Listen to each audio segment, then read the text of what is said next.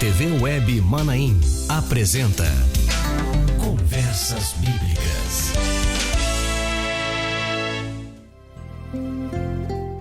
Eu saúdo a todos com a paz do Senhor Jesus. Estamos começando mais uma edição do programa Conversas Bíblicas. Este encontro, este programa que é semanal, sempre às quintas-feiras ao meio-dia, aqui pela Rádio Manaim, você que nos ouve pela Rádio Manaim, você que nos assiste pela TV Web Manaim, aliás, no nosso aplicativo no celular, para o celular, se você baixar e ele é gratuito, você pode assistir, escolher se você quer assistir pela rádio, ouvindo, ou vendo aqui pela TV Web também. Mas também nós temos outras pessoas que estão nos assistindo pelo canal da Igreja Cristã Maranata no YouTube e outros ainda que estão nos assistindo pelo Facebook da Rádio Manaim. É uma transmissão multiplataformas e lá no Facebook você pode colocar o seu comentário, participar do programa Conversas Bíblicas. E na semana passada e hoje, vamos continuar tratando ainda, nós estamos abordando o tema fé.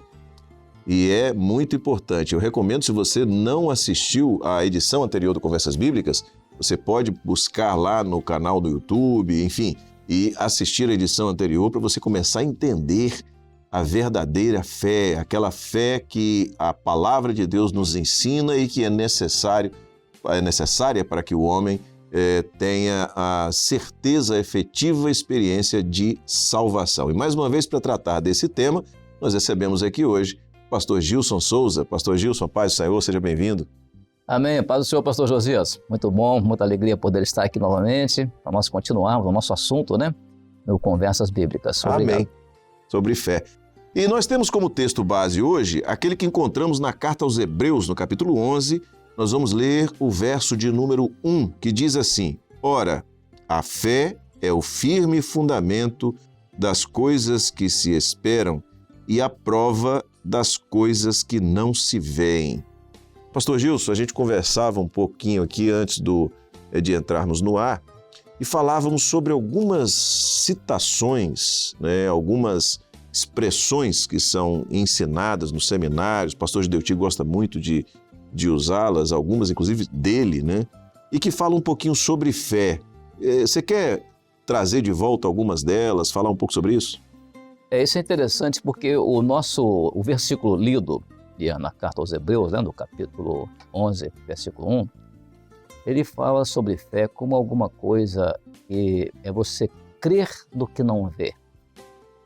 E às vezes a forma como as pessoas definem fé, na maioria das vezes elas apresentam uma fé no sentido contrário, uma fé que você tem que ver para crer. E uma dessas manifestações de fé totalmente opostas àquilo que é descrito em Hebreus capítulo 11, verso 1, é aquilo que leva, às vezes, as pessoas, o homem, a fé baseada no homem. O homem vive a obra criadora. Nós falamos na vez anterior a respeito de obra criadora, obra redentora. Então o homem, ele é o centro da obra criadora de Deus. Mas tudo que provém do homem é finito, acaba aqui nessa vida, é temporal, ou seja, é uma fé baseada naquilo que começa hoje e pode terminar amanhã, a qualquer momento. E o homem, como centro da criação de Deus, o principal centro da criação de Deus é o homem, a obra criadora, ele é um ser social, é um ser inteligente. E então ele atribui conceitos de fé que para ele são válidos, e conceitos esses que muitas vezes influenciam as pessoas. E influenciam, às vezes, através de uma fé baseada naquilo que é visível, uma fé material, uma fé que você tem que ter um objeto na mão para você ter fé. Então, isso leva as pessoas, às vezes, até às chamadas crendices. Por quê? Porque as pessoas, muitas vezes, nas suas formas de apresentar fé, de expressão corporal, expressão facial, então levam os outros a entender que aquilo ali é uma expressão de fé. E aí eu entraria numa primeira expressão que eu sempre ouço do pastor Gideuti, quando ele diz assim que esse tipo de fé é uma fé baseada em atos declaratórios exteriores. Baseada em atos declaratórios exteriores. Ou seja, não é uma coisa que vem de dentro, mas é uma coisa apenas de aparência exterior. E muitas vezes a gente tem, sim, determinados conceitos de fé que as pessoas atribuem, e que elas levam a um entendimento de fé somente voltada para interesses materiais dessa vida aqui. Por exemplo, a pessoa dizer que fé é baseada na seguinte expressão: Deus é bom Pai e por isso eu estou salvo. Então, eu tenho salvação, só porque Deus é bom Pai. Outras dizem, se Deus é um Pai tão rico, por que Ele quer que os seus filhos sejam pobres? Então isso é uma fé, uma manifestação de fé baseada no interesse que é só para esta vida aqui. Outras vezes, né, a expressão de fé, a pessoa diz assim, Deus é Pai de todos, todos somos filhos de Deus, no final todos seremos salvos. Então é uma maneira de apresentar fé que agrada as pessoas, mas agrada para quê? Para objetivos apenas materiais. Ou seja, se Deus é Pai de todos, eu vou um dia alcançar a salvação de qualquer maneira que eu estiver, então eu não preciso me preocupar nem com Deus, vou me preocupar comigo. Então esse tipo de expressão é que leva à chamada fé racional. Que, aliás, é antibíblica, porque a Bíblia diz assim, que Jesus veio para os que eram os seus não receberam, mas aos que o receberam, a estes deu o poder de serem feitos filhos de Deus. Então, essa expressão Deus é Pai de todos, né? Quer dizer, se o homem não receber Jesus, ele não pode ser considerado filho de Deus pela Bíblia. E se você for ouvir a expressão em si, você vai ver que é uma expressão que tem lógica, tem sentido, né? Deus é Pai, nós somos filhos. Então, dentro da lógica, dentro da razão, é totalmente cabível. Mas só que aí eu me lembro de uma outra expressão do pastor Dedeuti, que eu gostaria de citar aqui, quando ele fala sobre a fé racional. Ele diz assim, a fé na razão é a razão sem fé. Parece confuso, né? Mas não. Quando é que isso se dá? Isso se dá quando a pessoa define fé, né? Uma fé que é transformada às vezes numa prática humana ou num dogma, e aí isso passa a ser uma coisa racional. O grande problema na história do cristianismo foi exatamente isso, foi definir fé dentro do cristianismo como algo filosófico, uma fé filosófica. Aliás, nesse aspecto, quando a gente traz para a razão, ou seja, tenta estudar ou tenta entender a fé através da razão, e como se trata de algo que está dentro da tentativa do homem de ligação com Deus ou de transcender, como você colocou no programa anterior, existem duas abordagens acerca disso, que é a fé teológica e a fé filosófica, né? Explica um pouquinho, por favor, isso para nós. São dois temas que estão relacionados à fé, que sem dúvida têm também um caráter extremamente racional. Porque a razão humana, ela tem esses dois temas, o tema filosófico, a maneira da pessoa racionalizar filosoficamente, e o tema teológico, que é a maneira da pessoa se raciocinar a nível da relação dele com Deus, a forma como ele acha que Deus é. E interessante que essas duas figuras, elas são sempre baseadas naquilo que é racional, ou seja, criar uma forma racional de se chegar a Deus.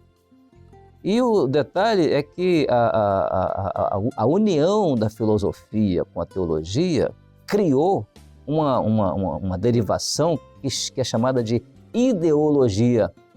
Então, a ideologia cristã, por exemplo, ela é baseada em coisas, em atos, em expressões filosóficas, mas que tentam relacionar o homem com Deus. Por exemplo, uma ideologia que se prega muito nos dias de hoje, até mesmo dentro do cristianismo, que é o pão, a paz e a liberdade.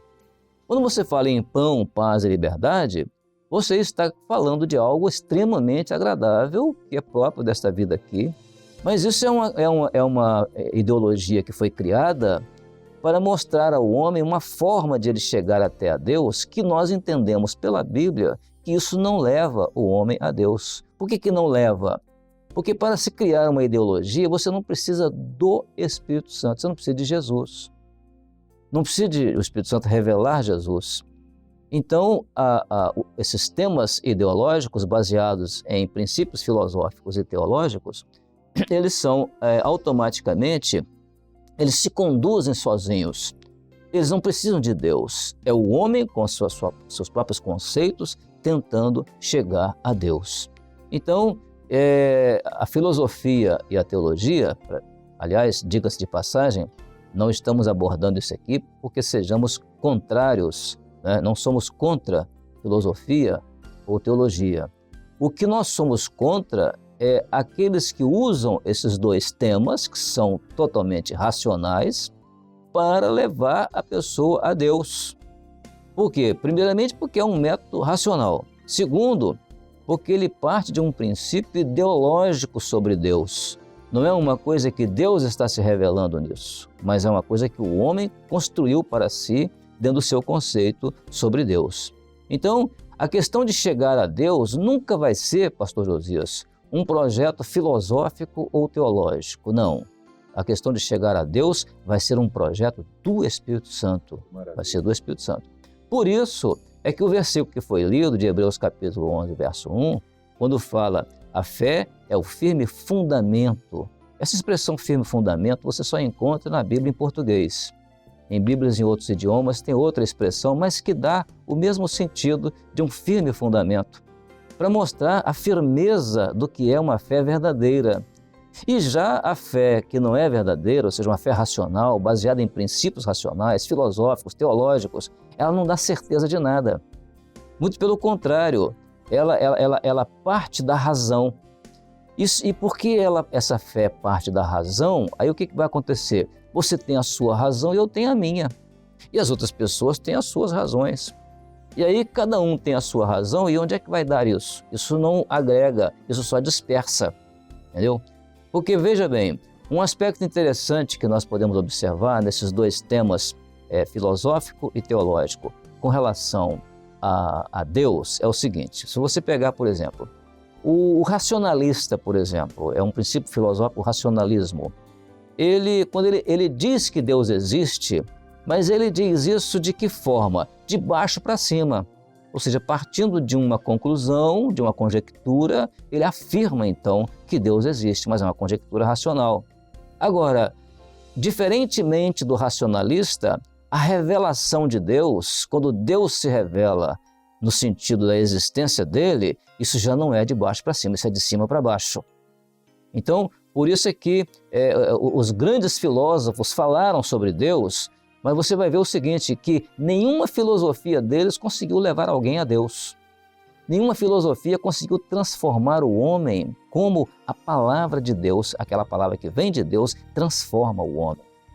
Eu acho muito interessante, e eu comento isso muito, porque eventualmente você ouve em diversos fóruns, em diversos ambientes de discussão, alguém comentar sobre um livro A ou B e dizer: esse livro mudou a minha vida. Eu acho que o livro que muda a vida é a Bíblia, é o livro que tem o poder realmente de mudar a vida do homem. Mas se a gente pensa por esse caminho, né, por essa linha de pensamento da filosofia, da teologia, que tentam apresentar ou tentam levar o homem a Deus, que Deus é esse que a filosofia e a teologia apresentam ao homem? Na verdade, o que acontece? O princípio teológico, ele tem como objetivo, a teologia exatamente, é o estudo, né, o conhecimento de Deus, né? O estudo é o conhecimento de Deus. E o objetivo disso é realmente levar o homem a Deus. Mas só que os meios usados são meios extremamente racionais. E os meios racionais não levam o homem a Deus. Você quer ver, por exemplo? Vamos pegar o tema teologia. Se você pegar hoje o que é a teologia, você tem o direito, inclusive, de escolher qual é o princípio teológico que você quer adotar. Por exemplo, você quer adotar a teologia tomista, por exemplo. O que é a teologia tomista? É a teologia de Tomás de Aquino. Tudo bem, você vai ser influenciado pela teologia de Tomás de Aquino. Mas você pode ter também outro tipo de teologia. Você tem a teologia espírita, você tem a teologia islâmica, você tem a teologia de várias formas. Aliás, você tem até uma coisa que nós temos aqui no Brasil, a chamada teologia da prosperidade. Não sei se você já ouviu falar sobre isso. Sim, claro. A teologia da prosperidade, que visa o quê? Visa o homem servir a Deus para ele viver bem aqui na terra, ele prosperar somente aqui na terra, entendeu? E esquecer das coisas espirituais, das coisas celestiais. Esse é o aspecto, né? Esse é o aspecto. E o que é interessante é que a fé que vem de Deus, ela não é racional, porque aquilo que se chama de razão religiosa não tem nenhum valor para a fé, porque a fé ela é um agente de união entre Deus e o homem. E eu usei aqui a expressão razão religiosa de propósito, porque o que é razão religiosa? É você crer num princípio religioso, ainda que aquilo seja contestável. Você crê, mas você tem que crer, porque para você fazer parte daquele princípio religioso, você tem que crer naquilo. Então você crê aceitando, mesmo que aquilo às vezes seja fora de uma determinada lógica, uma lógica humana, racional. Já a fé verdadeira, né, que nós diríamos que não é racional, a fé que vem de Deus, essa é diferente. O homem não só ele muda de vida para um outro rumo, mas há uma transformação. É diferente do que eu ler um determinado filósofo e me sentir influenciado pela filosofia dele e tomar uma decisão de alguma mudança na minha vida. Eu vou continuar no plano terreno, mas a mudança na minha vida provocada pela manifestação de Deus na minha vida, ela é diferente. Ela transforma a minha vida, na minha existência aqui e ainda com relação à vida eterna. Glória a Jesus. A gente vê então que existe uma forte influência da filosofia dentro da teologia para uma definição de fé. Sem dúvida existe uma forte influência, inclusive em certos princípios, como por exemplo na filosofia do relativismo. O relativismo é uma corrente filosófica. Então você pega o relativismo e você vê que ele, como um princípio filosófico, é uma coisa maravilhosa. Ele está ligado à obra criadora. Ele está te posicionando dentro do espaço da obra criadora, que é a largura, altura e profundidade. Aquelas três dimensões que a elas foi adicionada uma quarta dimensão, ou uma quarta medida, que foi colocada por Einstein, né? Que foi exatamente a questão do tempo, a relação do espaço com o tempo. Mas isso é obra criadora. E o relativismo exatamente te posiciona dentro disso, e é uma coisa lógica, bonita, racional, maravilhosa. Só que tem uma coisa: quando as pessoas, quando a teologia pega o relativismo e coloca dentro do princípio teológico, aí é que vem a complicação. Por quê? Por exemplo, o relativismo teológico. O que visa o relativismo teológico? Visa o seguinte: olha, pastor Josias, se determinada situação para você é pecado e para mim não é pecado, então você não pode fazer, mas eu posso fazer. Por quê? Porque tudo é relativo. Então esse princípio do relativismo dentro da teologia, ele trouxe esse problema, porque não é assim.